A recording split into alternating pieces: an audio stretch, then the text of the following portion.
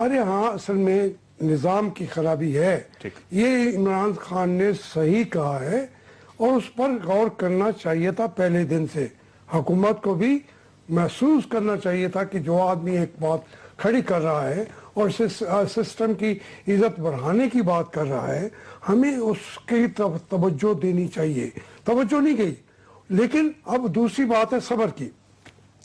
بات یہ میں علی محمد میرے بھائی ہیں, بیٹوں کی طرح ہیں, ان کو دیکھ کے ایمان تازہ ہوتا ہے. میں کہاں گیا تھا, ایک میں آپ کو بتا دوں, میں تو کنٹینر سے اتر کے بیٹھ گیا کنٹینر کے پیٹ میں. میں پونا گھنٹہ. آپ کو منانے کے لیے کوئی نہیں آیا تھے نوجوانوں میں سے جن کے خواب ٹوٹ گئے ہیں؟ ان کو اٹھانے کے لیے کوئی نہیں آیا. منانے کے لیے میں نے کہا اسد عمر وہاں موجود تھے, وہاں پہ نئی ملک تھے. اب پونے گھنٹے کے بعد یہ گئے اوپر, لیکن بات نہیں بڑھی. تو میں نے, اسد موجود ہے, میں نے کہا اسد اب میں جاؤں, میں جا رہا ہوں. اس نے کہا کہ اب ہم کیا کریں. میں ان کو کہہ کے آیا تھا.